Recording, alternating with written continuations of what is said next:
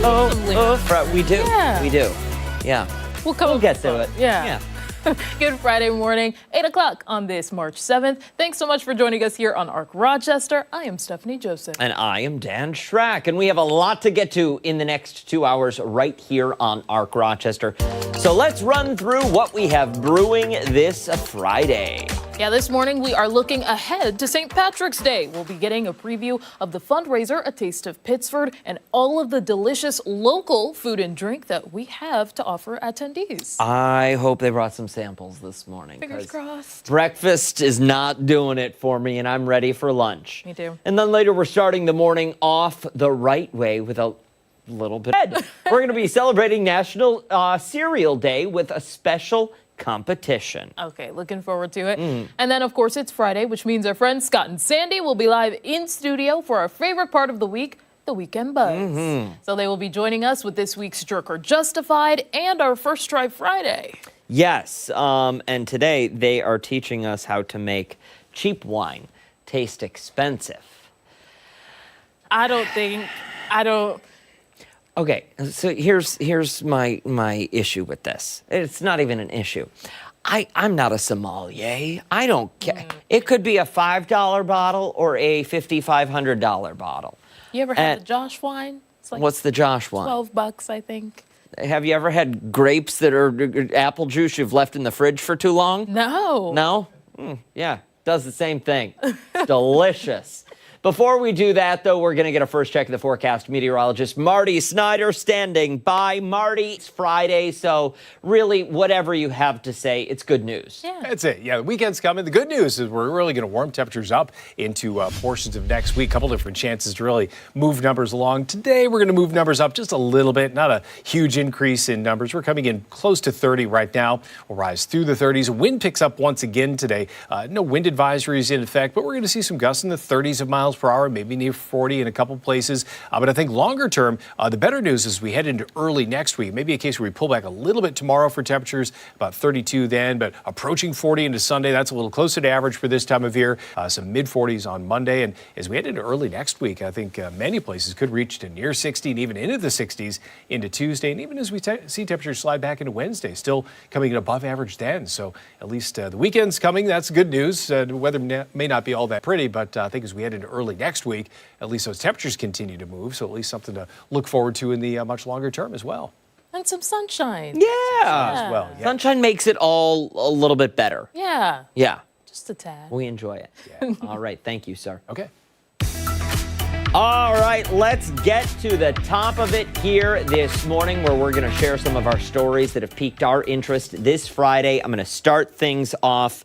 Now, I want to tell you, from the gate, the story has a happy ending. Okay. Okay? Happy ending to this story. And I think we've got a couple of tweets that we'll show you throughout the course. What you're looking at right here, this is a public art exhibition that was on display in Denmark. It's 3 live pigs that were left to starve. Piglets left to starve.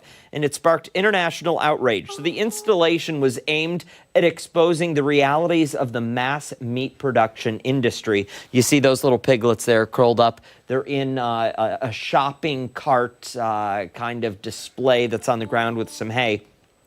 This all really became a battleground for activism and ethics. People questioning, is this appropriate? Is this art? Now, in a dramatic twist, animal rights activists staged a daring rescue, stealing those piglets under the cover of night and with the help of an inside man. Okay, so the exhibition was forced to shut down after this theft, leaving the artist frustrated, but also reconsidering his stance on his creation. So the key accomplice later revealed that he acted after his 10-year-old daughter begged him to save these piglets. Oh. So this artist goes, puts this display on. A couple of days later, piglets stolen under the cover of night. Who done it is the question. Yes, animal activists, but also the artist's friend. Oh, that's a twist. Yeah. After his daughter said, "Daddy, how can this be art? Yeah. How can this be okay? You know, I'm all for social commentary, but this for me might be a little too far. It is. It is. Yeah. Now, I understand there's one side of the argument that you have to be able to take and hold in one part of your head and say to yourself, okay, if this is not okay, how come putting them in your shopping cart in the grocery store and you don't see how the process actually works is okay? If you can't handle the truth, should you be consuming it as a product? But you don't starve animals. You don't starve animals wherever you are. You're absolutely right. I think that it is great social It's commentary, but there should be, like, make it clear. Put a label or something, say, like, oh, this would only be for... But you're still starving the animals anyway. I don't like this. Listen, it's a brutal industry any way you hash it. Yeah. It is. Something loses its life any way you look at it. Yeah. Whether it's through starvation or a humane way. Or arguably humane way. Well, I have to ask you what happened to the pigs. Well, they're free. They're free? They're okay. They're least they're free they're from being taken care of. Don't you worry. This whole art installation, the entire exhibit, had to be shut down because this was, I suppose, the centerpiece for it. Ashley, can we show some of the tweets? I'm going to read some of these tweets off. I know I sent you a bunch. So people weighing in saying this is not art, it's disgusting animal abuse. A lot of people agreeing with that. The world is full of pigs. People agreeing with that one. This fake artist must be stopped and the piglets must be rescued, which they absolutely were. So-called artist, there is zero art in a display like that. Self-indulgence, yes. Art, no. Well, think about the banana that was taped to a canvas. Yes. Here's the thing. Who was being hurt by that banana being taped to the canvas? Well, the vendor that sold the banana to the person who just taped it to the canvas, because it became worth a lot of money. And how was that vendor harmed? well, I just think it was interesting because I think the story was about the earnings being Sure. shared to some degree because it was his banana. Well, sure. But I guess But not. that vendor got his name out there, and I'm sure more people went there to buy bananas that came from the famous bodega down the street that sold them. Yeah, he's not being physically harmed in any way, like the pigs. He wasn't. You could make the argument too, though, that he wasn't financially harmed. Yeah, I mean, Just because Banksy purchased the paint from Joanne Fabric does not mean Joanne Fabric should get a cut of that art installation. it's a fair point. So we're being told to move on. So I guess Ashley doesn't like my pick this morning. it was good. Makes you think. All right. Okay, we got to get to Stephanie's story, but before we get to Stephanie's story, she refused to tell me what it was because she wanted it to be a surprise. I wanted your honest reaction. I've been waiting for nearly 3 hours to find out what this It's not a major is. story. It's super light. Okay. But it's Hit me. It's basically about King Charles in England. He is going to be partnering with Apple Music, releasing the King's Music Room. So it's a partnership with Apple Radio. I knew that was going to be your reaction. A lot of people have Dan's similar reaction. We'll get to theirs in a second. But this is new. It's going to be premiering on March 10th. So that's a Commonwealth Day in the country. And it's going to include a lot of artists that you don't quite expect. But I first want to hear from King Charles about this new endeavor. Let's see if we can pull that up here. Throughout my life, music has meant a great deal to me. It has that remarkable ability to bring happy memories, comfort us in times of sadness, and to take us to distant places. But perhaps, above all, it can lift our spirits to such a degree, and all the more so when it brings us together in celebration. In other words, it... So he continues on to talk about really the meaning behind this, wanting to bring joy with his music, joy being the key word there, which I think is kind of like a theme in line with Commonwealth Day. But yeah, a lot of people are reacting on social media. What are they saying? We'll start with the good stuff first, if it's in that order, and see what they say. So this person says joy, yes, please. So that big theme there, they're all for it. Another person, let's see if we can pull that up too. It is so refreshing to know that King Charles wants to share some of his favorite music. We are all missing some good music and lighthearted vibes. But other people, on the other hand, think this might be a little tone deaf, actually. So one person simply just saying declined, not taking it whatsoever. Another person saying read the room. I saw a lot of comments like this with the state of how things are in the world, but specifically the country. They were saying now is not the time to be doing this. I thought that was very interesting, but most interesting of all is the artist on it. I don't know if you might know some of these people. Okay. But we'll try. Okay, so we're thinking, well, you know Kylie Minogue. Yep. Grace Jones, of course. Okay. Ray, who is considered a newer artist. I love her music. I'm surprised to hear that like she may be on this playlist. Also, there's Bob Marley, you know him. But also in terms of Afro beats, which is also surprising. You'd never think the king would listen to Afro beats. DeVito, so another big star there. But yeah, I mean... What are your thoughts?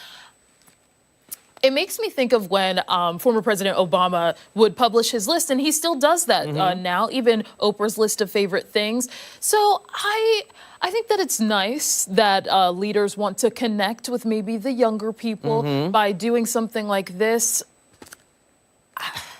I'm kind of split because no one asked for this. They but, didn't. you know, it's a way to, I guess, bring those lighthearted vibes that person was talking about. Listen, I find the royal family absolutely fascinating.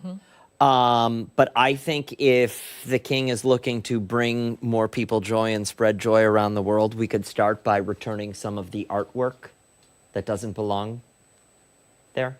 Well, I mean... Just a thought. Just a thought. And we've seen those other thoughts too. Because I know there are museums around the world missing pieces, and we know where they are. Yeah.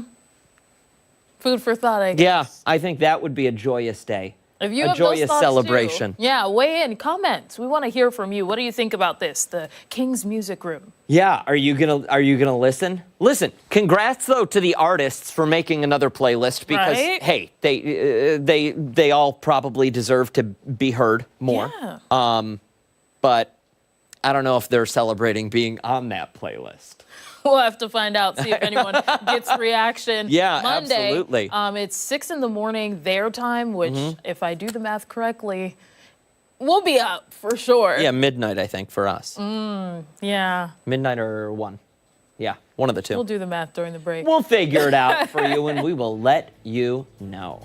All right, stick around. We have so much more to come here on ARC Rochester, including when we come back, we're checking in with Chris Lopez, who's live running the bases with the U of R softball team. Hey, and don't forget, you can take us with you wherever you go. That's because ARC Rochester is streaming live right now, Steph, on the 13 Wham YouTube channel. Stick around. We're back after this.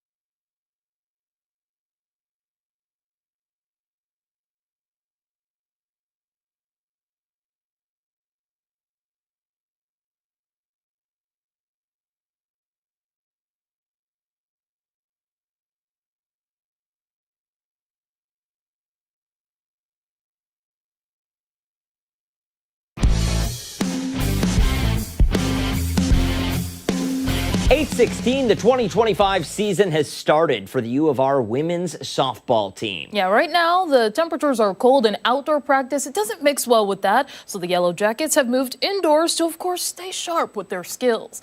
Our Chris Lopez, he's been at practice all morning. Chris, what are you up to? He's smiling. I know, up to no good. Yeah. I knew you guys were gonna ask what I'm up to. I'm up to nothing right now, but doing my job, okay? I'm interviewing two players that are star athletes here at U of R. We got some infield practice going on behind me. I have Savannah and Rowan from Jersey, and you're coming from Pennsylvania, but you're a transfer from Colgate. Yes. The season just started. Yep. How's it been going so far? Is there any kinks that you guys need to work out? Obviously, that's probably a yes. Yeah, I mean, it's early in the season, but we are really lucky to be able to play such good competition early. I think in the past it's really set us up well for like later just conference play, conference championships, that kind of stuff. So even if we do hit a few hiccups, it's better we do it now. And against teams that like we know we could see in the postseason. So It's a lot of fun. And you're coming from Colgate, Rowan. Yes. What's the glaring differences between Colgate's program and Rochester's program? I mean, I don't think Colgate was the best fit for me overall, but coming to Rochester, they really made me feel welcome here, and I love the competition, as Savannah said, on and off the field, and I mean, it's great academics here, so, I mean, overall, I think it really is where I belong. And you guys are going on a road trip. You guys are headed to Texas. Yes.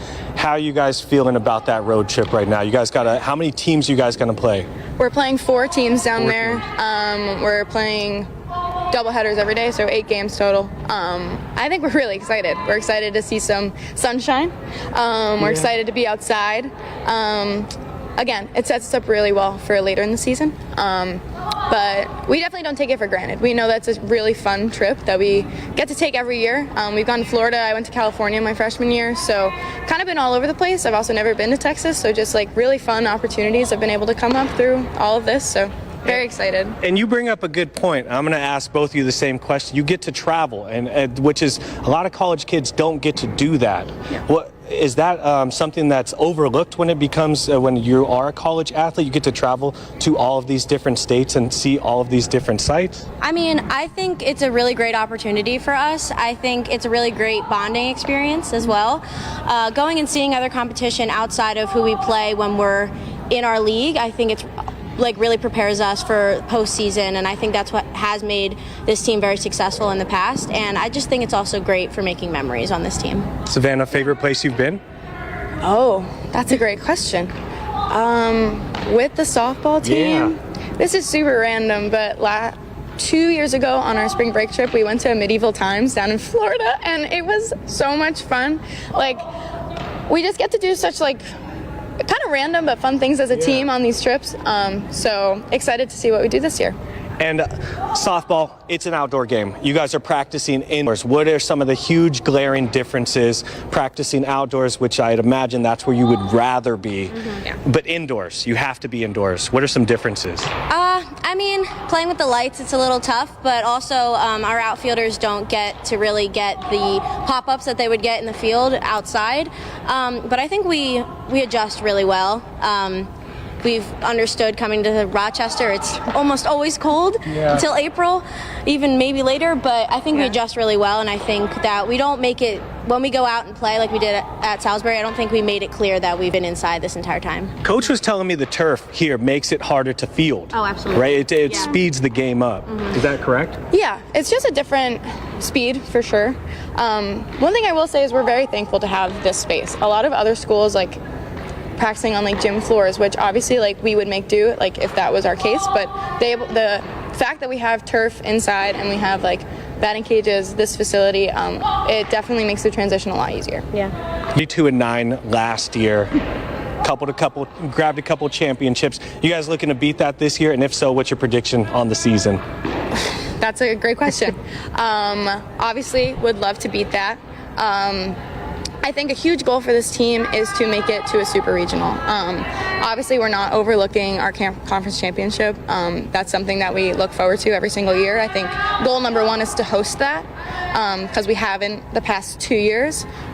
We really want to host that, just be dominant throughout the entire regular season, obviously go out, win it, and then be super competitive in a regional. And Rowan, first year on the team here. Right. What do you want to accomplish? What do you want to show these girls? I mean, I'm just so excited to play with these girls. I love the energy and the vibe that they have throughout every game. I think we're going to go very far. I would also love to make it far past post regions and regionals for sure. Let's win a championship. Yeah, let's do it. Thank you so much. I'm going to let you guys get back to practice. Thank you. We're going to be here for Uno Mas, one more hit in Arc Rochester. You're not going to want to miss it in about 30-ish minutes. Back to you in studio.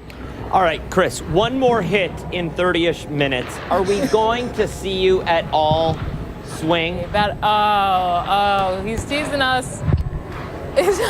He just hit himself in the face. I don't know. Now I'm dizzy. I don't know. Okay. All right, thank you, Lopez. Appreciate it. Hey, don't go anywhere. When we come back, we're taking a look at your weekend forecast with meteorologist Mark McLean. We are, if he can make it back to the studio in time. He just ran out of here. Yeah. I don't know where he had to go. Maybe Nature to check calls. the forecast real quick. Hey, when we come back, we're back after this.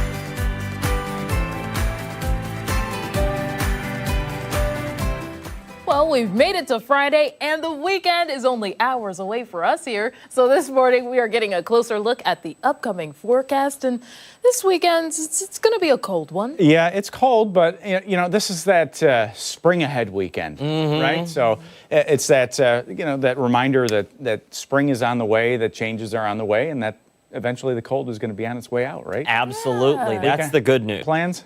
Yeah, Lollipop Farm. Yeah, Of course, Tales of Hope. of course. Yeah. Absolutely. Yeah, that'll be tomorrow, right? Let's check out some of the details here. We'll go to that weekend planner, and you can see that Saturday's going to be a little bit cooler. You can feel that change in the air today. The sunshine's back. It's going to be a little windy still, but not quite as windy as it has been the last couple of days. And Sunday, that warming starts. We're back to the upper 30s. It looks like a few flakes could be around there for Sunday. And speaking of Sunday, unfortunately, this is the back half of what I was just talking about.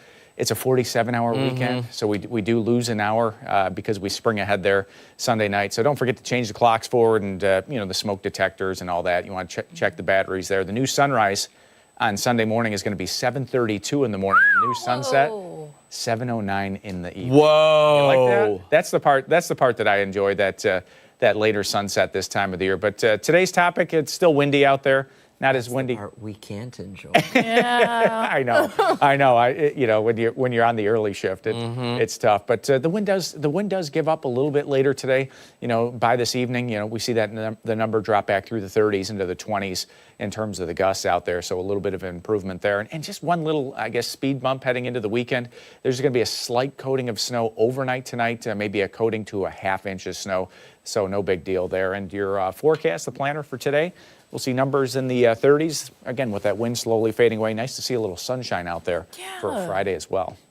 That really helps brighten the spirits, buoy the spirits, that sunshine. And I know we're going to experience a lot more of it next week when those temperatures kind of rebound from the weekend. Yeah, it looks like it. It looks like we'll go back through the 50s into the 60s by Tuesday. A slight little cold front midweek next week, and you know, we're looking ahead to the St. Patrick's Day parade for the following Saturday. And you know, I don't want to jinx it at this point, but it looks like those temperatures really take off by the end of the week. By Friday, Saturday, we could easily see numbers back into the maybe 60s. We'll see. Knock on Do wood. we think that things might turn around in March, where we start seeing some more snow? Or Yeah. You know, again, it's 2 steps forward, 1 step backwards this time of the year. April 13th would be the average last day of snow for Rochester, but unbelievable. Once you get by the second week of March, though, the chance of getting, quote, the big snow starts to drop off pretty dramatically. It's second week of March. Second week, by about March 15th, the chance of getting a 10-inch plus snowfall, the odds of that goes way down after that. Perfect. So you're still telling us there is a good chance we could see 9 inches. We had a 10-inch snowfall once in May. That is what we're looking at. 13 days? 13 days, 13 14 hours, 32 minutes, and 15 seconds. How do you like that? St. Patrick's Day is the day that we have more visible day length than night hours, too. So that's, even though that is technically the start of spring, 3 days before that, we actually get back to break even in terms of the visible day length for Rochester. Well, I mean, that's certainly something else to look forward to. And again, you know, it's all relative. You little give, little take. We're going to get there at some point. Yeah. And we've got a fun little look back coming up, too, next hour, of a system that came through in March of 2017. You might remember some of the wind that we had with that. We've got some video. We've got some interesting information on that wind event that moved through 80-plus mile-an-hour gusts. Wow. Yeah, so we have some video, you know, it shows. We did that in stereo. It was. It came at me in stereo. All right. Yeah. Well, we look forward to that. Yeah. That's the 9 o'clock hour? 9 o'clock hour, yep. Sounds good. Mark McLean, thank you, sir. All right, stick around. We have so much more to get to here on Arc Rochester. We are back on the other side of the break.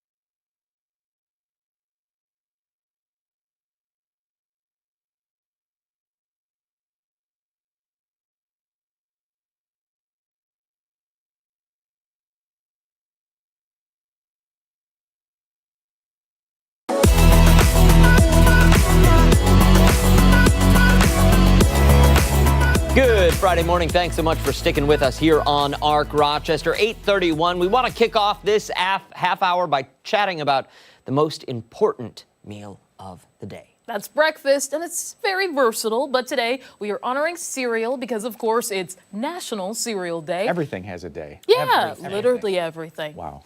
So this morning we're going to be doing a bracket competition. March Madness. Yeah. Yes, March Madness March Cereal Madness. Edition. Yeah. So here's how we play. We are looking at the bracket there on the screen. These are the team-ups. The clear yes, winner. The yes, clear winner let's- is not let's- even on there. Let's have... The first matchup. Okay. Here it goes. Okay. Frosted Mini Wheats versus Frosted Flakes.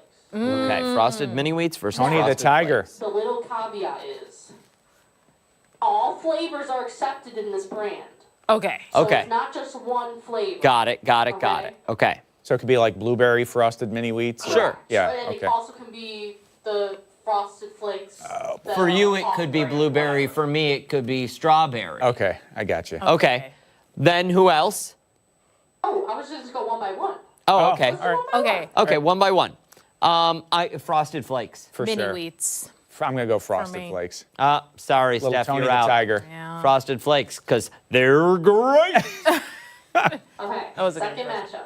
Okay. Honey Nut Cheerios versus Life. Ooh. I'm a Cheerios guy. Life. Love life. I got voted off the island. Yep, it's life. Life. Cinnamon, to be specific. Raisin Oh, Bran goodness. When you can see the little chunks of sugar inside yeah. the life. Oh, Probably healthy. It's probably healthy Okay. for Just a you. tad. Sorry. Raisin Bran versus Honey Bunches of Oats. Raisin Honey bunches Bran. of oats. Raisin Bran. What? Yeah. Guys. Raisin Two scoops. Oh. Come on. Chex versus Rice Krispies. Rice Ooh. Krispies. Snap, crackle, and pop. Yeah, I mean, I could go rice. I could go either way. I got to have suppose. fruit in either one of those. Listen, but you know what? I mean, like blueberries I or like the whole strawberries. wheat checks. Yeah. They Wheat taste Chex good. are haven't good. Yeah, had yeah, them. yeah. That's hard, yeah. Chex Mix. Chex Mix. Yeah, that's Ooh. great. All flavors are included. All flavors are Chex included. Mix. Okay, I Ooh, guess. Oh, you might have changed me on that. I may go Chex. I'm going checks. Yeah. All right, guess we got to go check. Yeah. Okay, now, the next round. Okay. Frosted. Oh, okay. Jeff moved on. Hold on, sorry. Apple Jacks versus Fruit Loops. Oh. Okay. I Fruit haven't had Loops. Apple Jacks in so long. Apple haven't had Jacks, it in a they while. tear up the roof of your mouth. Yeah, that's true. Yeah. Fruit Loops I are don't the like way either. to go. Colton eats But Fruit I'll Loops. go with Fruit Loops. I'll go Fruit Loops. Yeah. Toucan Sam. I don't even have to look at the Lucky next Charms one. Come on. Lucky Charms. versus Tricks. All day. Tricks are Lucky for Charms. kids. Lucky Charms all Lucky day. Charms. Cocoa Puffs versus Cocoa Pebbles. Oh, okay, What is wait. the- oh, Can we say Fruity Pebbles. Pebbles? For this purpose, because Cocoa Puffs only do Cocoa Puff chocolate tea, I would like to pair it with another chocolate. Okay, well, I'm going to do... Cocoa Pebbles. Both of those are disgusting. Yeah, I'm not a You big know? fan of the puff. Pick Yeah, one. Pick I one for me. like the Fruity Pebbles better. Yeah. What are you picking, Steph? Cocoa Pebbles. Okay, Pebbles. so we're going to go Put Pebbles. me on Pebbles. Pebbles. Yeah. Cinnamon Toast Crunch. Yes. versus Yeah. Captain No Crunch. competition. Cinnamon Toast Crunch. Crunch. Yeah. That has got to be the most unhealthy breakfast cereal ever Oh, created. my probably. gosh. It's Okay. so good. This is why I can't buy cereal. I great- cannot buy Eat it. the whole The box. great Yeah. alternative is the Life Cinnamon one. It's Oh. not as sweet, but Okay. you still have the... Okay, no, that's not going to do it for me. Sorry, Steph. No, I need those.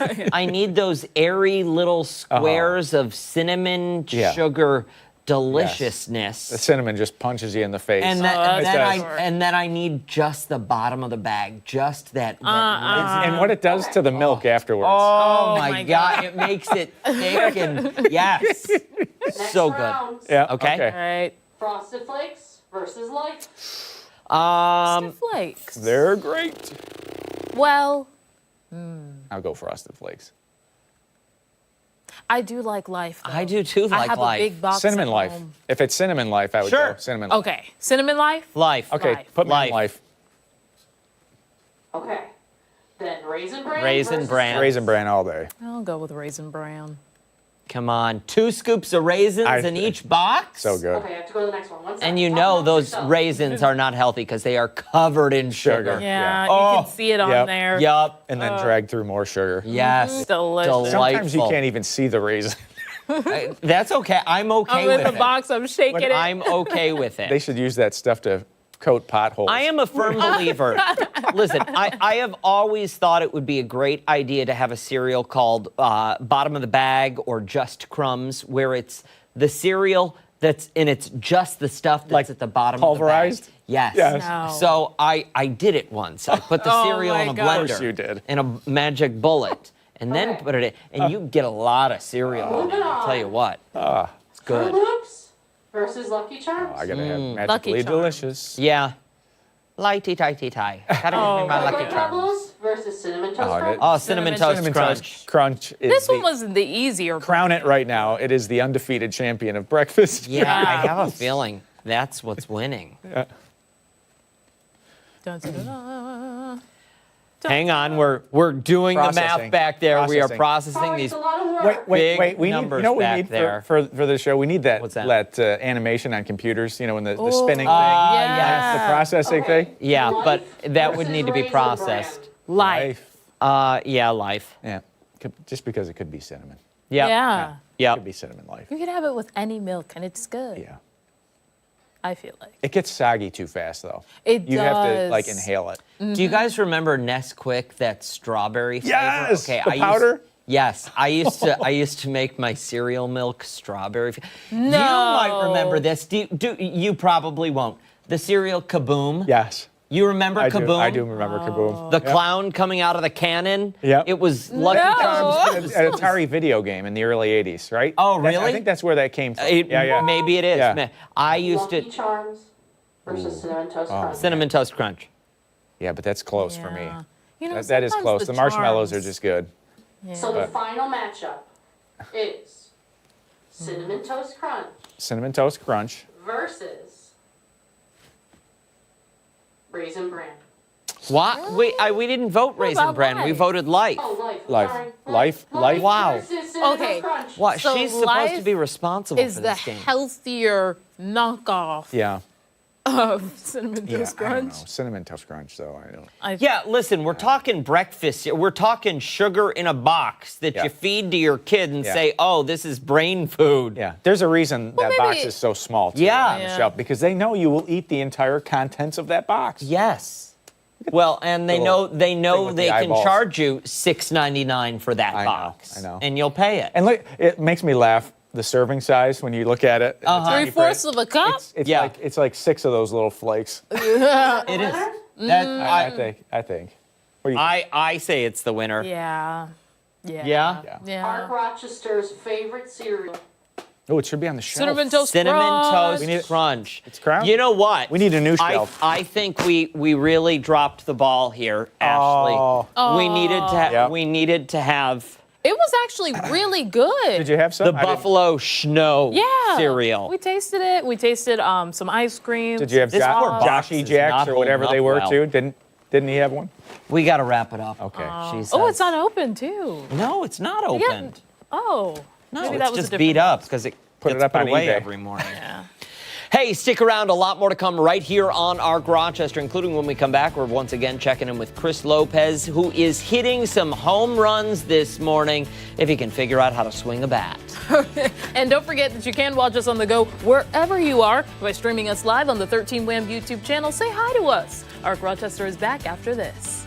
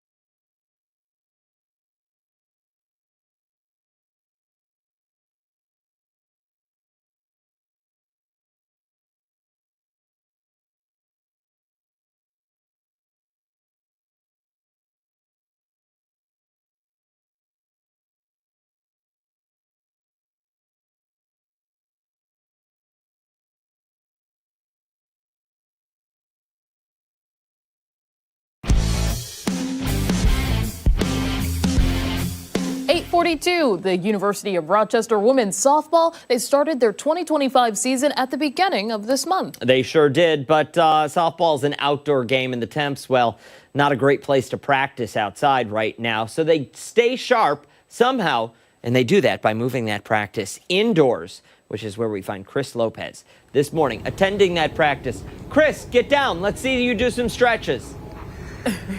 It looks like we missed practice. They're already finishing the stretches right now, you know? None of this, none of this. We got none of that going on this morning. They're all stretching. I am joined by head coach. We've been talking to her all morning, Coach Abby Hurley-Martin. Then we have Maddie over here. Then we have Jensen. Then we have assistant coach Cass. We brought the crew out while they're stretching this morning. You guys are going on a road trip to Texas. Now, you guys told me that a bus trip sucks, an airplane does not. That helps you guys stay rested and recovered for a big tournament like this going on. Any nerves going into a tournament like this? I'm not really nervous. The only thing that makes me nervous is caves, and there's no caves in Rochester or Texas. Wait, the caves, why caves? Caves are dark, and you don't really know what's coming at you and approaching you, but in softball you do. It's a game. You have fun. I have my teammates behind me. And then what about you? Anything that gets you nervous going into a big tournament? I mean, I know our team's ready. We face great opponents all season. I'm excited to go to Texas and face big opponents, and we're ready, so I'm not too nervous. No. Coach, girls, how are they feeling going into this? You can kind of sense the intensity, the attitude going into a road trip. What do you sense come in, especially this practice this morning? Yeah, no, they're always confident to take the field. I think that the energy's been good, even in Salisbury. And I think coming back and having the practice before we fly, I think they're ready. How would you describe their identity? I've been asking throughout the morning. I just like to get a feel as to what other people say. How would you describe the team's identity? I just think that they're like a family. They play as a family. They're outside, on and off the field. They do everything together. I feel like they just strive for fun and togetherness. What's your favorite aspect about softball? What keeps you coming back? You're playing college ball. I'd imagine you've been playing softball for a very long time now. What keeps you going? I think the competitiveness. I grew up a family that was competitive, and kind of just like the drive to always show up and perform is kind of the reason why I keep coming back. And also the team here, like she mentioned, we're a family, so I wouldn't want to be anywhere else. And Maddie, I'm going to switch it up on you. What's your least favorite aspect about softball? It could be being a college athlete and balancing stuff, or it can be game specific. It's definitely hard sometimes to balance academics. This is a great school, so it's definitely academically heavy at times. But I definitely think that softball helps with unloading after a long day of classes. Definitely games, I don't know, they're all fun. What is your major? I'm a double major in microbiology and business. Microbiology and business and softball. What do you want to do? My plan, I want to go to dental school, so I'm doing microbiology for that and business if I wanted to own my practice. And Jensen, what's your major? Chemical engineering. All right. Well, what do we? Softball, chemical engineering, microbiology, engineering. How do you guys balance day in, day out? Season, you have travel. How do you keep up with something like U of R? You told me the academics are pretty tough. I think it gets easier in season because you more have to have a schedule no matter what. We're up at 6 a.m., we're up at 5 a.m., you have to go to classes. The more you cannot procrastinate when you have games and schedules, the better it kind of falls in line. So I think when we're in season, it's a little bit easier. It does get difficult. We do have the resources, and we kind of like rely on each other and have study halls. So we're kind of able to balance it together. And you guys come from a winning coach, winning team. You guys have a pretty long streak of winning the Liberty title. Any added pressure this year going in for a fifth one? There's definitely pressure. There's been pressure every year, but I know our team can do it, and the pressure only makes us better. So that's great. Coach, prediction for the tournament. What's going on? We're going to win our fifth consecutive, no doubt. Liberty League, that's the standard that's been set here so far, and it's because of all their hard work. And we're just excited to take the field again and continue to pursue that. So. And you guys end practice in a special way. I'm going to let you guys get to that right now. I'm going to back out of the way, unless you want me to be a part of this. Okay. All right. Dan, I'm participating in practice. Here we go. Next stop, Texas. Let's go, baby. Come on. What am I saying? Oh, they'll tell you.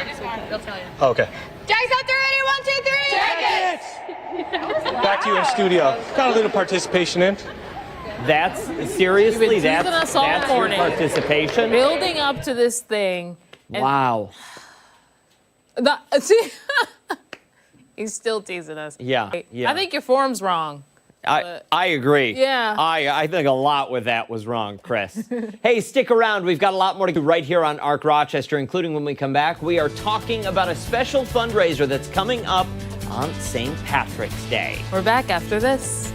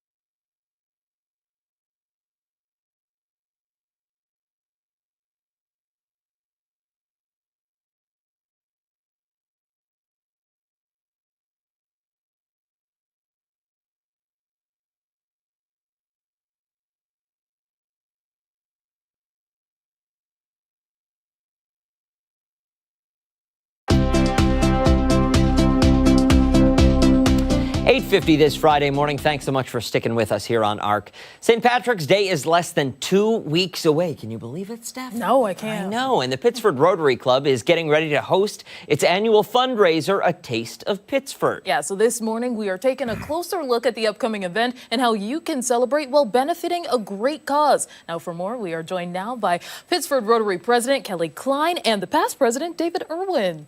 Thanks so much for joining us this morning. Thanks for having us. Yes. So tell us a little bit about the Taste of Pittsford. Well, it is a fundraiser that we've had for over 20 years. We have it at Nazareth University. It raises funds to support our community events. It's going to be on St. Patrick's Day this year, as we said, which has been a little tough for us, but it's working out. We will have lots of restaurants come in, local restaurants. We have some breweries, we have some wineries who will be offering tastings and promoting their products. We will have a silent auction. We've got lots of donations that have come in. We have things like sports memorabilia that's been signed by the Sabres and the Bills have donated stuff. We have Red Wings vouchers for people to bid on. We have experiences like with the Sheriff's Department for people to bid on. We will also be having a wine pull. You can purchase a cork and then match the number to a secret bottle of wine, so you never know what you might get there. We have some award-winning wines in there. And we also have a shamrock pull, where you can pull a lucky shamrock and match it to a box that will have a corresponding number on it, and that will have a guaranteed gift card in there. So terrific. We've got all kinds of activities going on. We have a quartet who's coming in and playing Irish music. We will have a bagpiper wandering around. So we're really trying to, promote St. Patrick's Day and encourage people to come out and celebrate St. Patrick's Day with us and help us give back to the community. This is our 19th year. We've done this for 19 years. We took 3 years off because of the pandemic. For the pandemic, but it's become a community event. It's kind of a way to usher in spring. I mean, people come out. It's Taste of Pittsford time. Spring's right around the corner, so we really enjoy the community aspect of this event. We like the fact that it kind of promotes the upcoming season because this point in the year, I think we're all sick of winter and we're ready for a little bit of spring. Kelly, you mentioned that it benefits a lot of the Rotary's community events. Can you expand on that? We support a lot of organizations, both locally in the community, in the county, the city, and internationally. So the funds raised from this go back into the community. 100% of the proceeds go right back. We support our emergency services, the Boy Scouts, the Little League. We have a food. We support our local food cupboard along with a lot of the food cupboards, throughout the county. We have a food drive once a month. First Saturday of every month, we have a food drive. Drive through, drop off your food. So this helps support those activities. We purchase books for all the third graders, dictionaries. Rotary gives all the third graders dictionaries in the Pittsford schools, and we also, through organizations in the city, are able to provide dictionaries to the city school districts also. So these funds go through, to help. We support things internationally like Polio Plus through Rotary International. We've also been donating to the fires out in California through our disaster relief funds. So all the money we make goes right back into the community through these various organizations. That's absolutely terrific. Yeah. We're running low on time. For somebody sitting at home who says, okay, I'm sold, I need to show up. When, where, do they need tickets? Do they just show up? What do they need to know? They do need tickets in advance, $50 a piece. They are available from any Pittsford Rotarian, or you can get them online on our website, pittsfordrotaryclub.org. It's March 17th, of course, St. Patrick's Day, 6 to 8:30. This is the Schultz Center at Nazareth University, which is kind of in the middle of campus. We will be offering valet parking, so if the weather gets a little dicey, the parking will not be dicey because of the valet parking.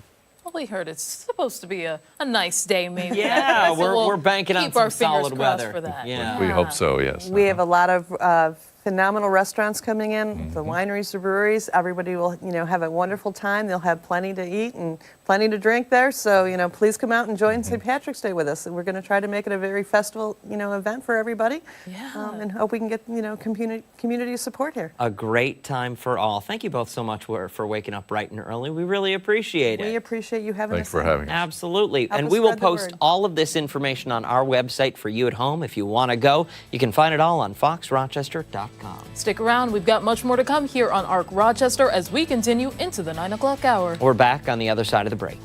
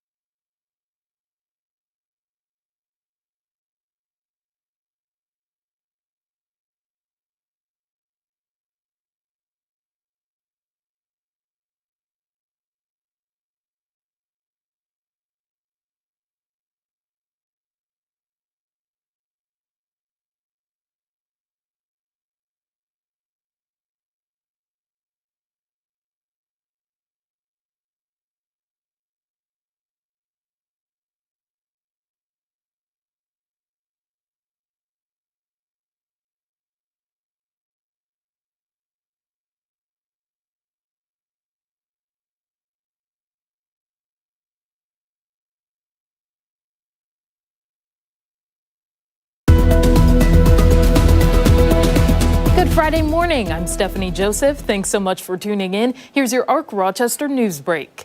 This morning, a last chance to return to work without disciplinary action for striking corrections officers. They've been offered a final agreement. Under that proposal, a safety committee would be formed, 24-hour shifts eliminated, and overtime pay increased. But the union representing officers says it wasn't involved in creating the deal and refused to sign it. State officials call this the last opportunity to end the standoff. We've not yet heard if officers are accepting. The Rochester City School District has named a new superintendent. Dr. Eric J. Rosser has been tapped to lead the district, officially starting July 1st after a 4-2 vote by the school board. Now, this marks the end of a months-long search for new leadership. Rosser has also worked in Buffalo, Atlanta, D.C., and most recently, Poughkeepsie. Crews have reopened roads after a fire last night in the town of Clarkson. Take a look here. Officials say flames tore through a 2-apartment home on West Ridge Road around 9:30 last night. Thankfully, though, no one was injured, but 5 people were displaced, and the house is currently unlivable. The cause of this fire remains under investigation. Now, for all of these top stories and any updates, be sure to visit 13wham.com. ARC Rochester returns right after this.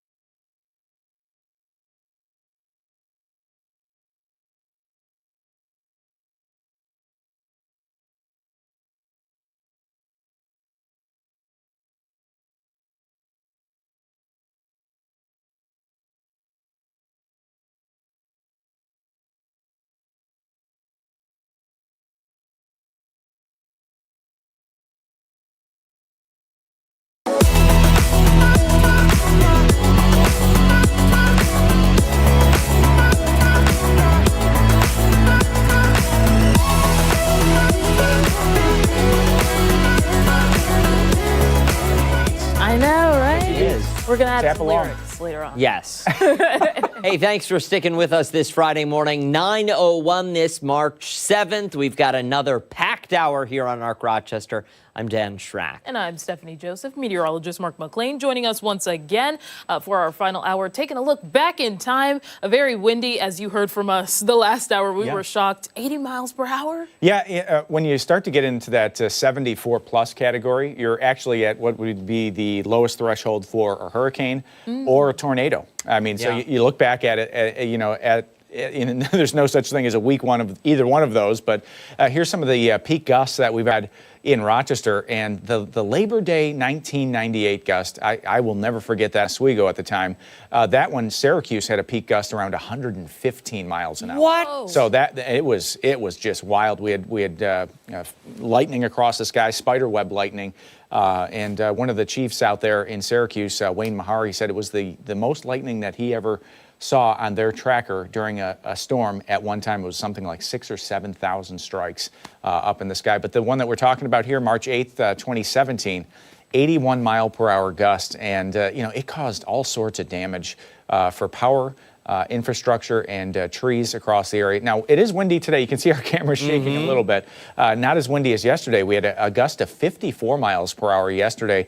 So far today, the peak gust speed at 32 miles per hour, but we do expect that will increase. And one way that you're going to feel this morning with that cold air is the wind chill temperature. It's in the low teens south of Rochester and low 20s near the city. So I think we have some video, right, of some of that damage that goes back to 2017. And is this was in Henrietta here, right? Is this? It looks like the tracks there. Yeah. Yep. And a lot of these poles, they just snapped off. Oh. I can remember up in Greece, right on Long Pond Road. That's unbelievable. There was another big line of power poles that got snapped, and one of them was a internet hub, had a big internet hub on it. Oh boy. And there were some folks up there that didn't have home internet for 3-4 weeks after that. So it was an interesting scenario meteorologically, because one thing that you don't want when you have a strong cold front coming through or a system moving in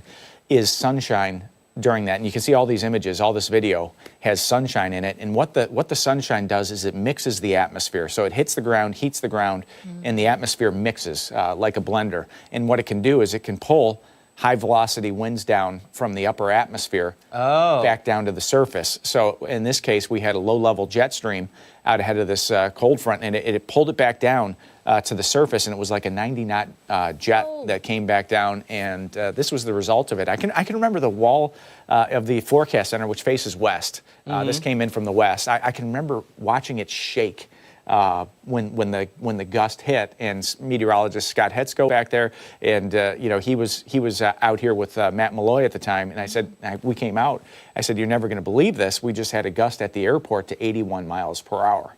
And it was just one of those things that's kind of shocking, because in our recorded Rochester history, which only goes back to the 1870s, obviously, if you go back through time, I'm sure you'll find something higher. But we've had 2 gusts in that 80 mile per hour threshold recorded.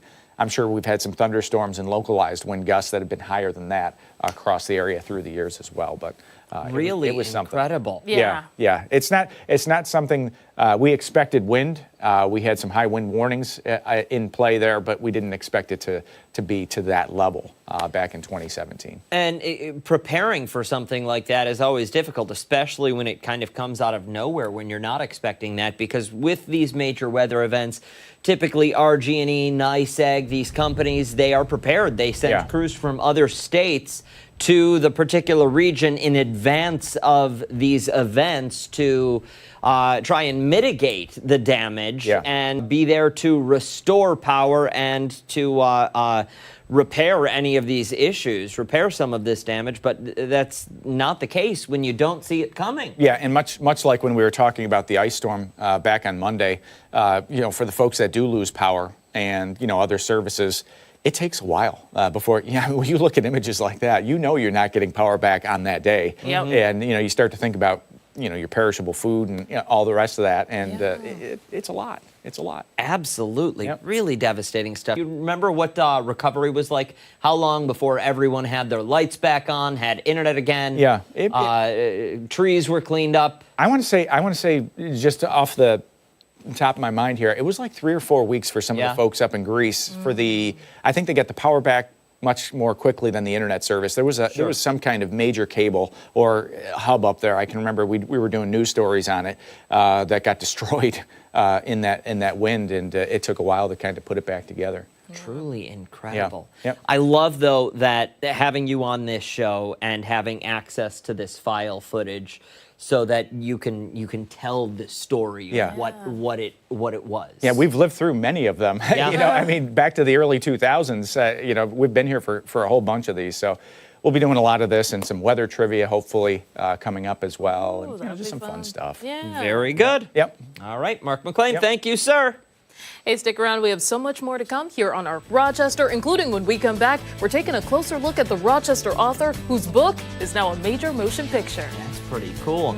And don't forget, you can take us on the go. We can be carried in your pocket, people, because we're streaming live right now on the 13 Wham YouTube channel. Arc Rochester returns right after this.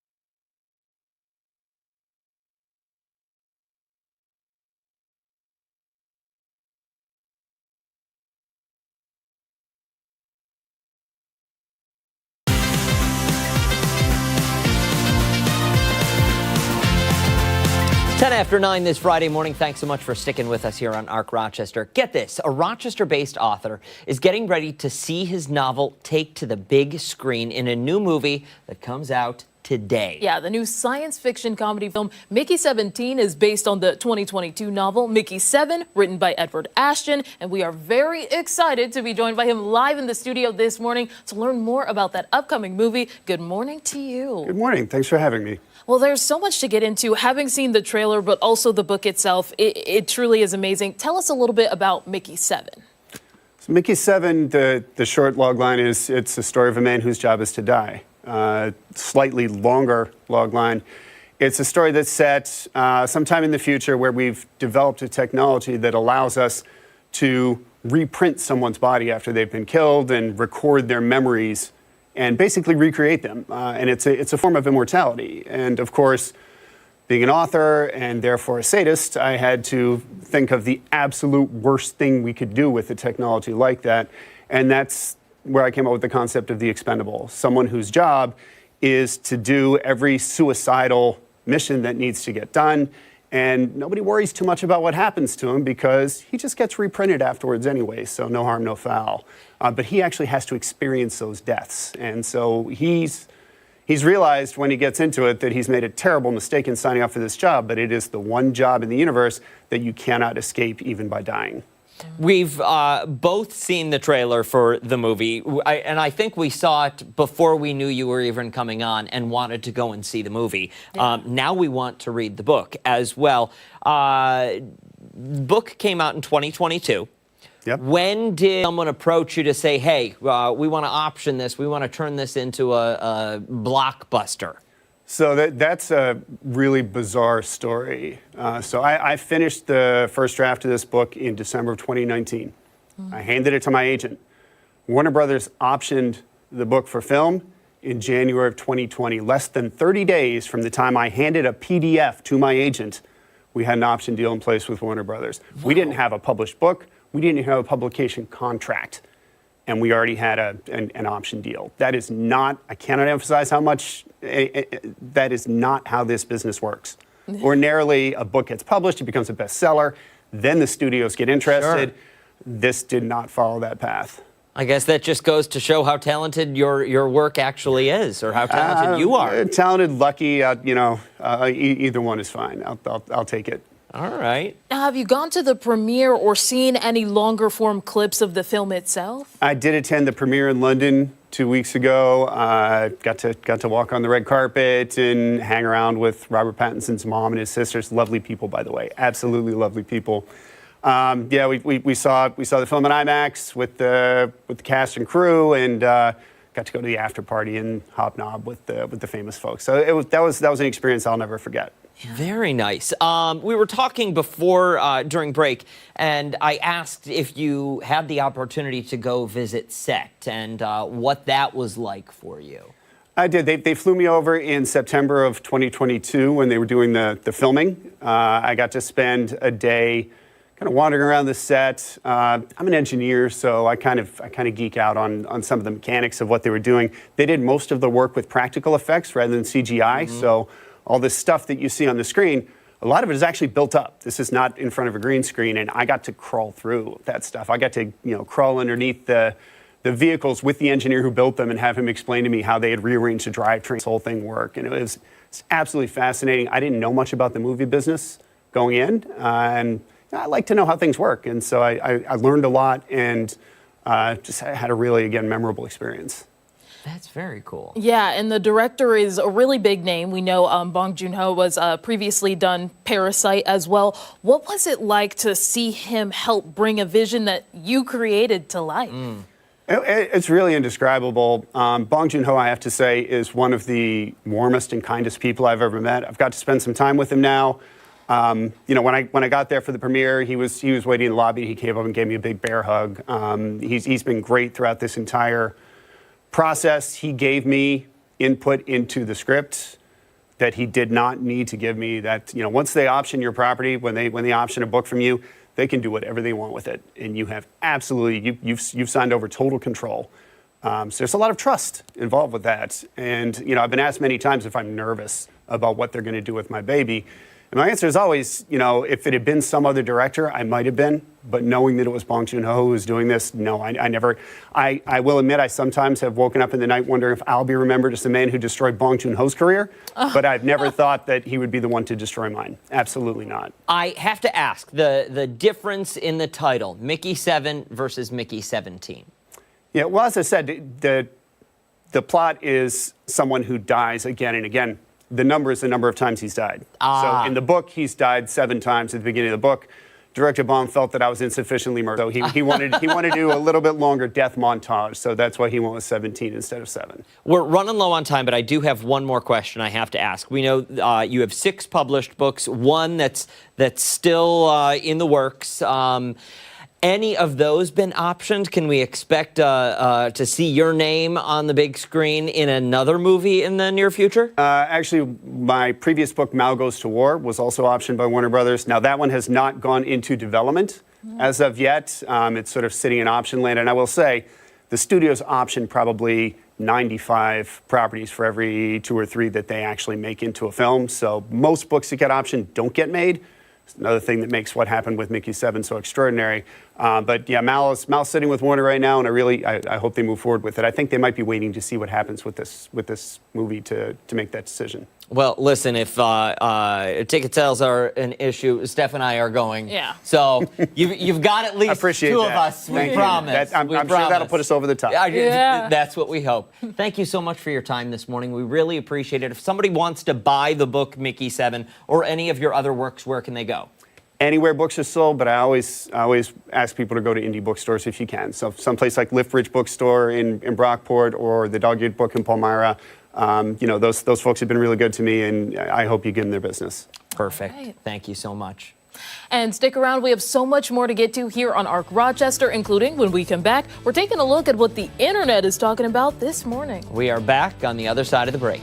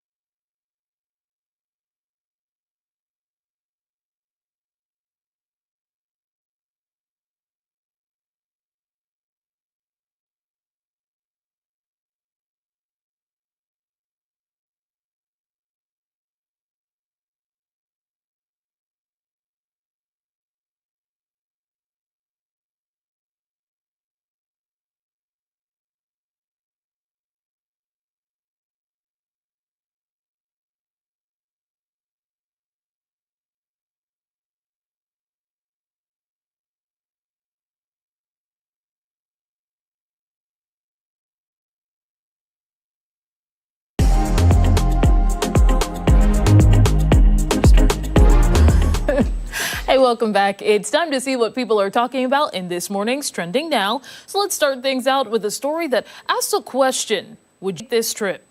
Okay, so here we go.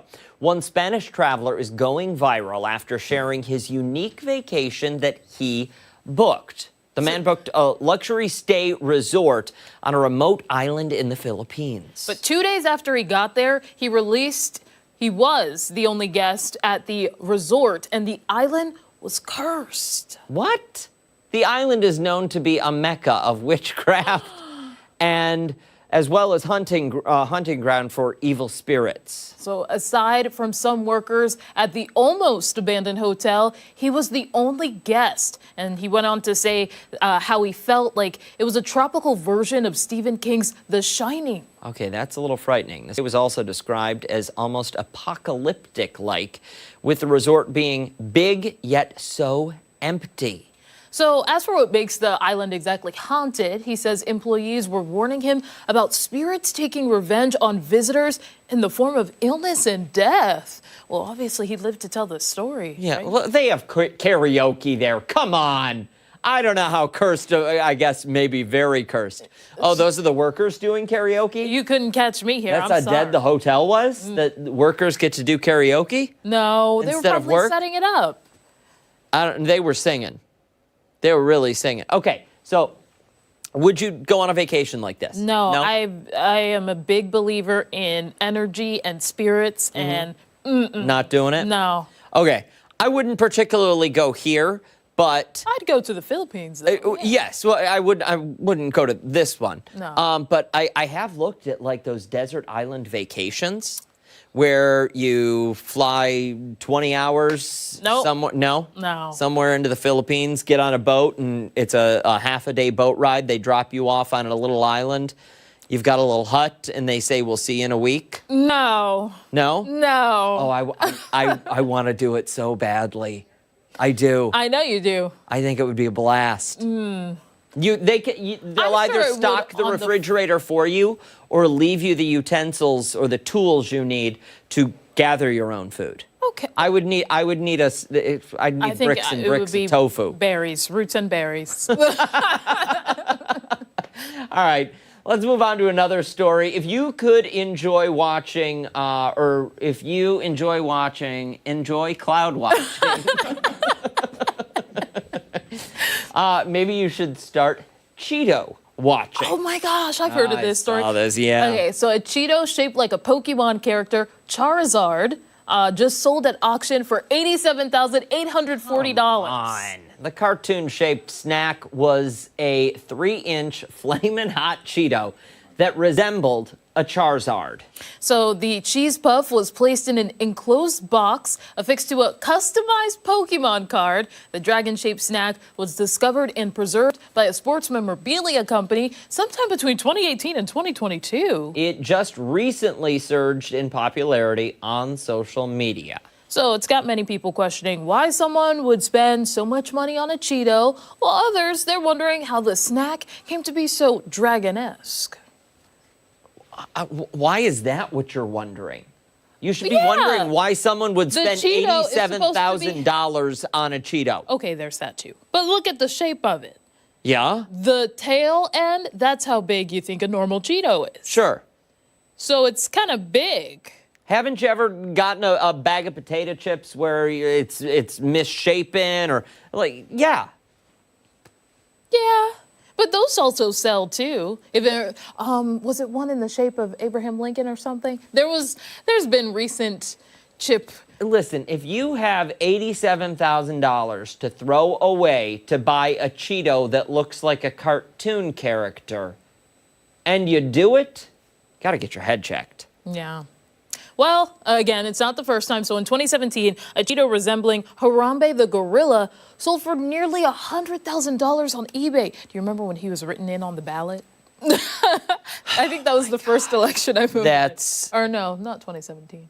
$99,900. Someone actually paid that for a Cheeto. I couldn't imagine. You ever think maybe there's somebody in the factory like, let me have some fun? No. No? This just so happens. No.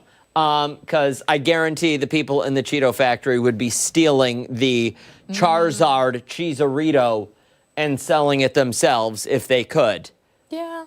But they don't think there's enough crazy people out there to waste that kind of money or with that disposable income. It's not a good purchase. No, it's not. It's not. And guess what? It's not a collector's item.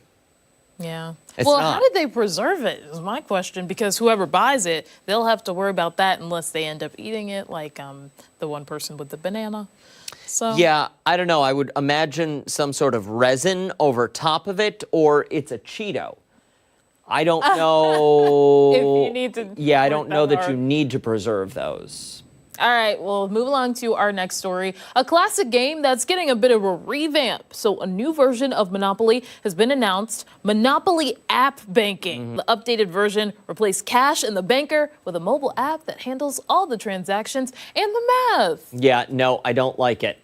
The app will also be able to keep track of each player's money and properties. Takes all of the fun out of cheating. So players will select a token and a matching bank card that's scanned to the mobile app, and that will automate the transactions. Yeah, the game designers at Hasbro say this will speed up the game and make it easier for younger audiences and harder for people to cheat. Yeah. So a lot of people online, they're getting heated about these changes. Some parents say they like using Monopoly to teach their kids about math and money. That's not why I played it. But others say it takes the fun out of the game entirely. Yeah, the game is set to release in August for $25. My issue with it is the cheating aspect. Listen, you play Monopoly with me, I'm going to be the banker.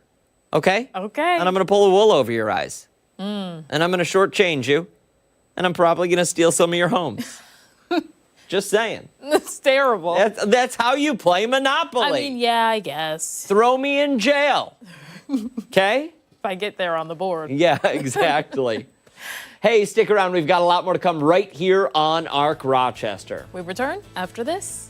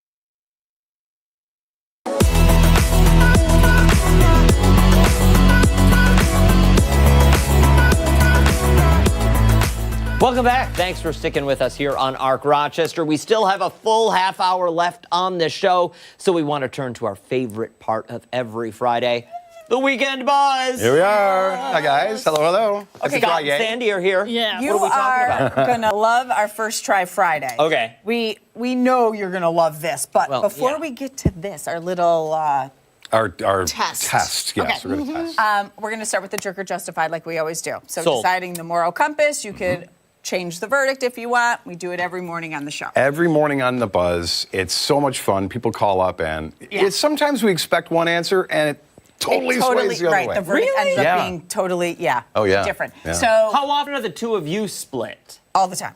A couple times I agreed. Did I agree A with couple you times once a this week? year. Okay. We agree. Fair. Okay. It's in a contract to the opposite. Yeah. Okay, so we got a voice message, and we're going to play it for you. Okay. So listen to what he says, and then we'll decide. Okay. Here we go. Hey guys, it's Alan. Man, I hate when my wife calls her father for help. You know, she's making me look like and feel like I'm an incompetent, loser at taking care of the house and our family. I don't know. Jerk or justified to call daddy when you have your own family and capable husband. Just give me a call back if you want. Let me know. Yeah. Dad gets the call first. Awesome. Dad gets the call first, even though he's perfectly capable of fixing things around the house. But he did admit that it takes him a while to fix it. Here's the little deeper. Yeah.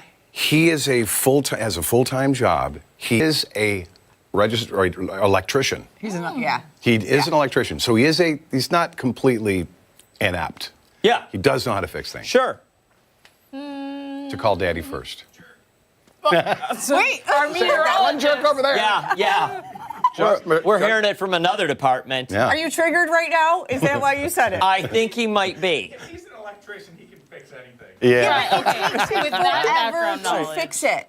Well, not forever, but he said my wife would call me by the time I get home. My dad would have it all, or her dad would have it all fixed up before I could even get to it. I'm going to tell you right now that that is a bold and blatant lie. It's not a, my wife calls me and then immediately calls her father. Thank you. No, your wife called you and said, I am going to call my father unless you get this done at some point. And it's been on a honey-do list Could be. for 6 months. Yeah. We got to get I would things say fixed. justified. So, we got to look for the best man for the job. Yep. And that is daddy. Yeah. It's a blow to the ego, though.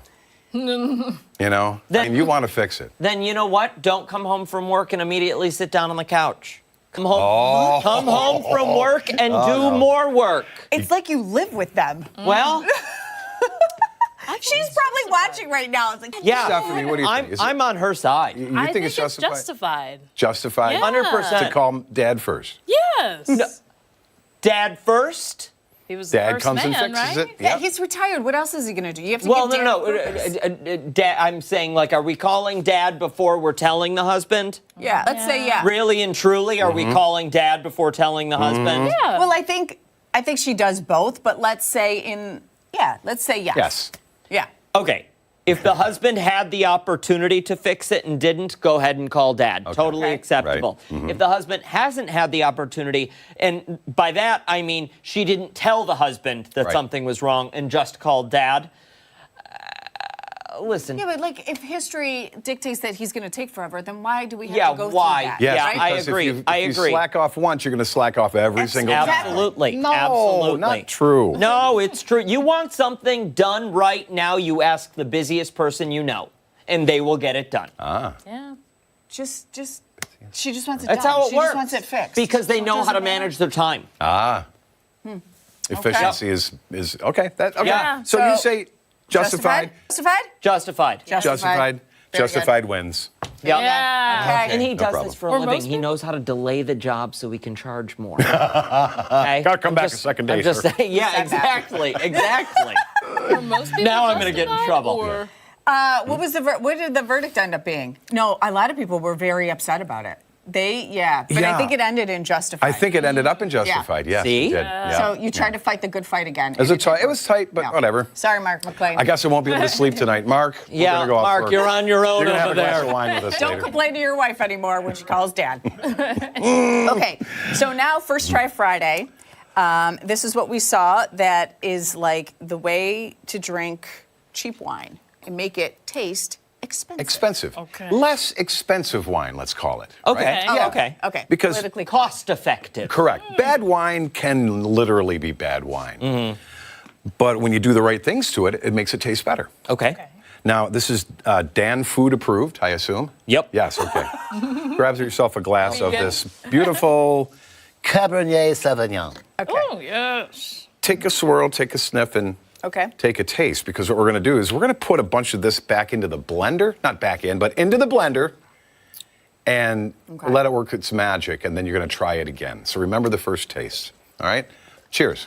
Cheers. Oh, Cheers. we all drank Sorry. before we did Ah, cheers. jinxed Okay. it. Okay, drink it good. Okay. Funky yet existential. Oh, look at you. Yeah, kind of like a sommelier over bouquet there. of an Yeah. Aborigines armpit, I think. He needs a trying to boat class somewhere. it up. Yeah. That's Yeah. Monty Python move. All right, now what? Sandy, we're going to need to finish this because Yeah, you we're gotta going to be finish it. trying the other. Oh, yeah, right. So- It does have, it's definitely a drier. It's got a little scrapey on the tongue.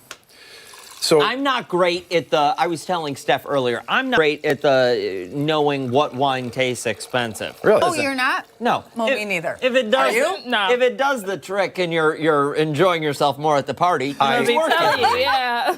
Okay, so tasting then, good and tasting bad are, can you know. finish my wine for You me? know, even though this is dry, I quite enjoy this. Yeah, it's not bad. It's not bad.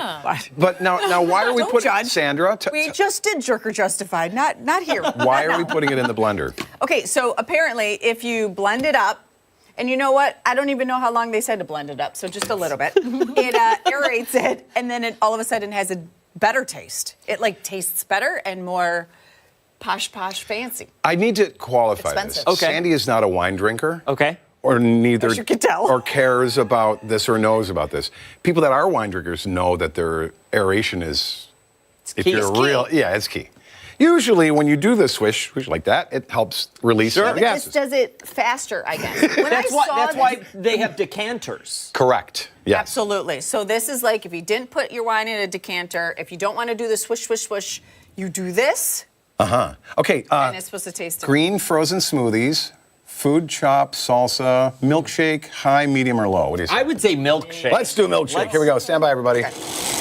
Oh. Look at that.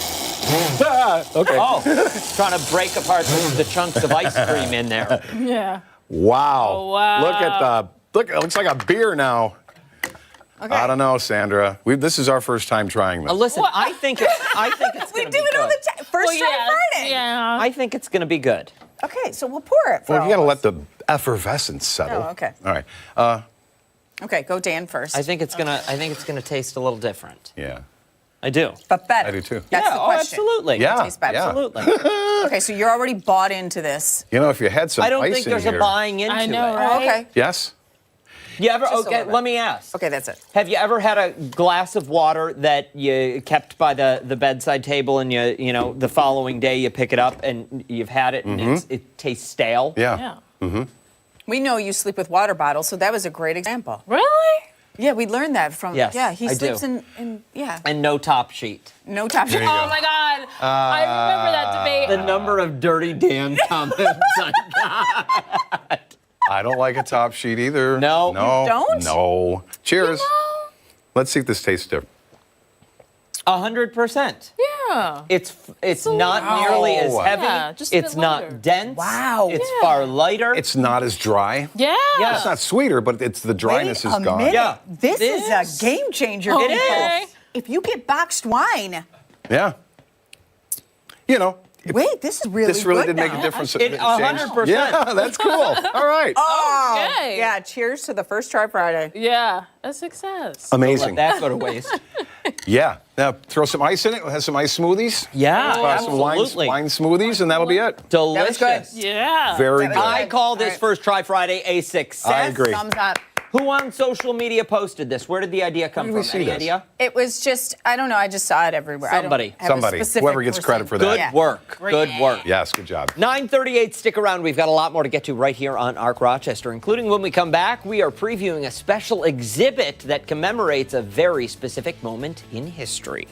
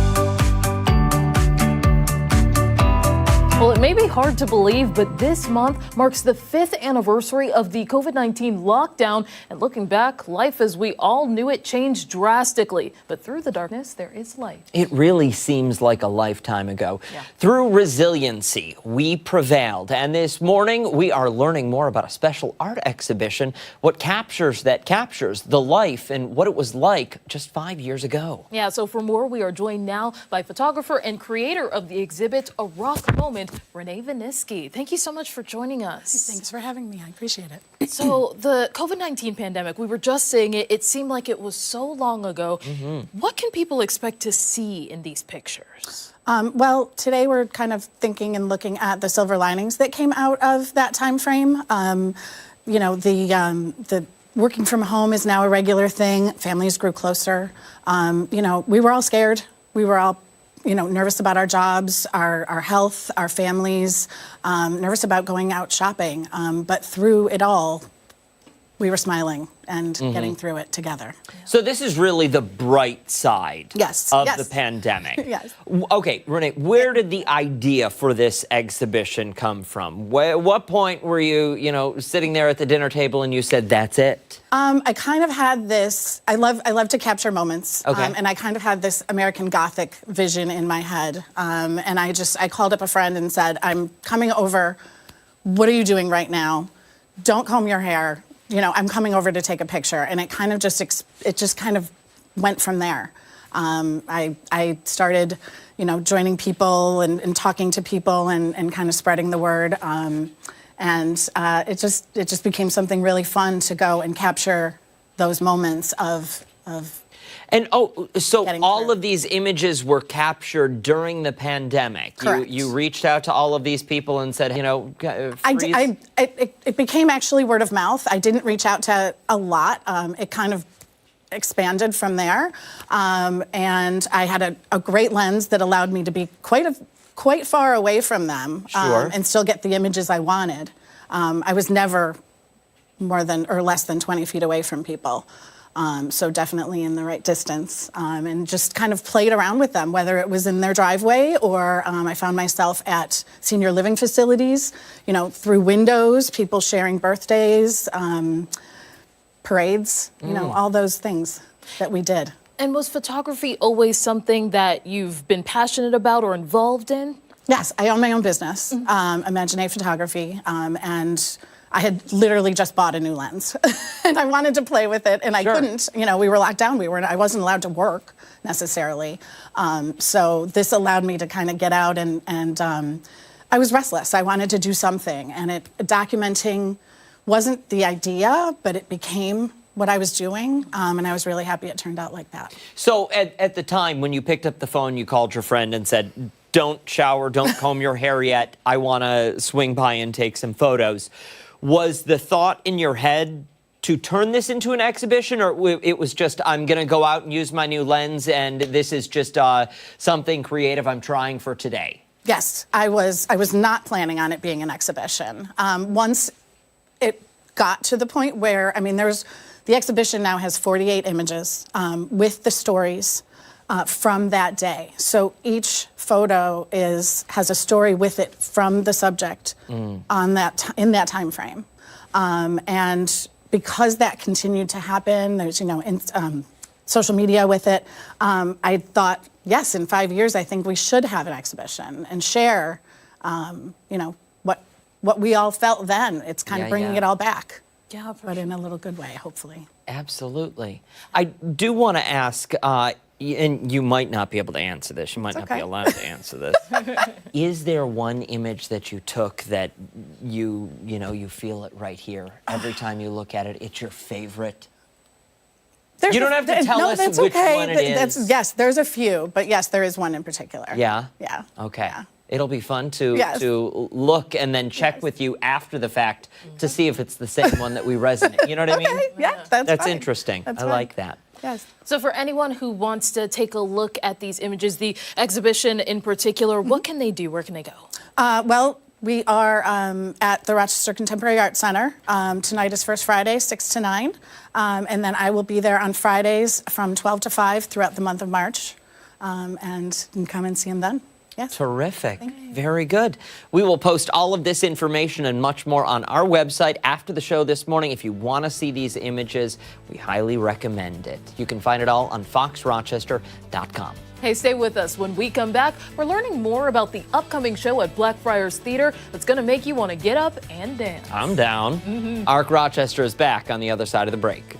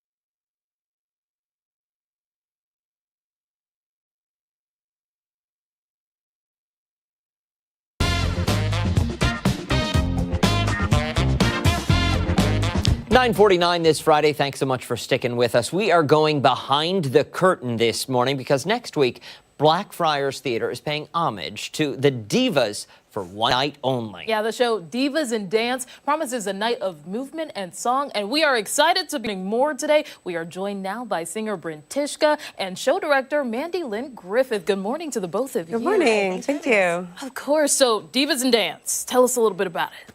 Well, we started it last year as part of our concert series at Blackfriars. And basically, it's an hour of just sung through music with dance to tell a story to accompany it. And it just starts from top to bottom, no stopping and mean. Now, when we say dance to accompany throughout, is that someone on stage who's dancing, or is this audience dancing? Oh, this is someone on stage. These are trained dancers. Okay. Yeah. Okay. I just want to be clear for somebody sitting at home. The audience is welcome to dance with us. Okay. Yeah. Very good. Yeah. Good to know. Good to know. Yeah. Bryn, what is it like for you to be up there on that stage and singing through what I imagine is phenomenal catalog of music? Well, you know, we're going to the Ladies of the Lilith Fair this year. Last year we did, you know, the more expected divas, Aretha Franklin, Celine Dion, and this year we thought we're gonna do something a little bit more attitudinal, let's say. So it's a real joy to sing through the music that for me was, you know, my middle school, high school years that we all sung in the car, top of our voices. It's a really good time, and the vocal cast is amazing. So it's fun to get to sing with them.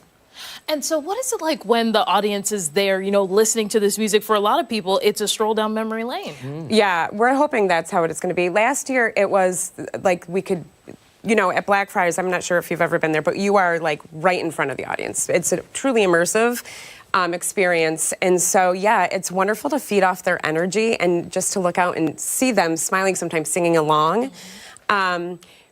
So yeah, it's just such a wonderful experience for the performers as well to come together, and some of them didn't know this music. They're kind of young, and they're like, "Wow, I've never heard this before," and we're like, "What?" But it's been so lovely to share it with them too. So can you give us some of the song titles?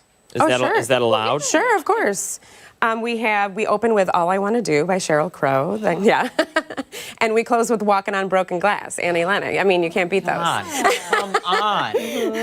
Got a little Tracy Chapman in there, some Fiona Apple. Yep. There's a great It's a roller coaster of emotions, this one. Oh, this is fantastic.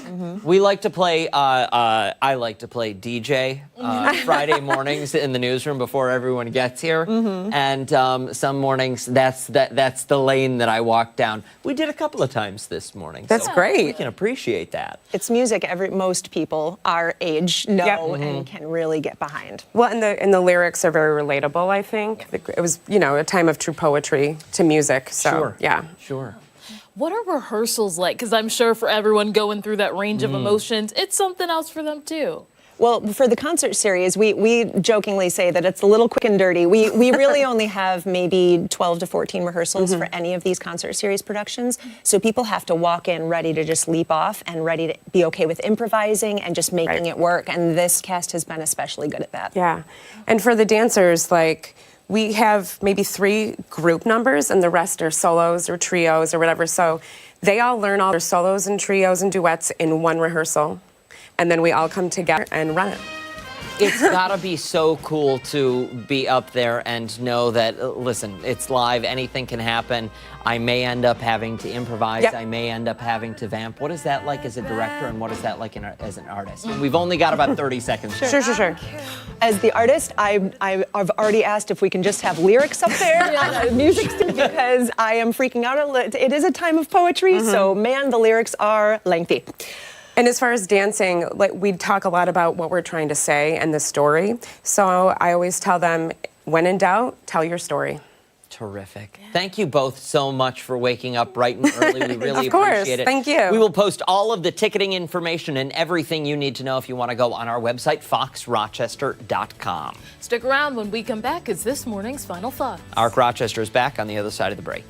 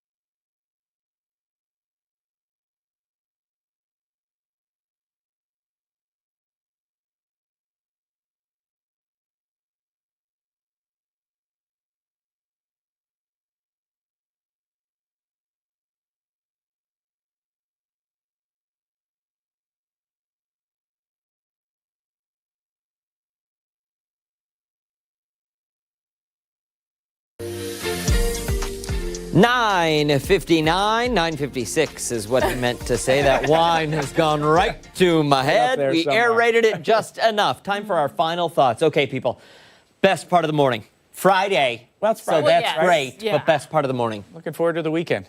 It's fun. It's just fun to be here. It is. It's such a different form. For me, it's just such a different format. Yeah. First full week in the books. Yeah. What are your thoughts? Did Let me ask, did we live up to your expectations? Of course you did.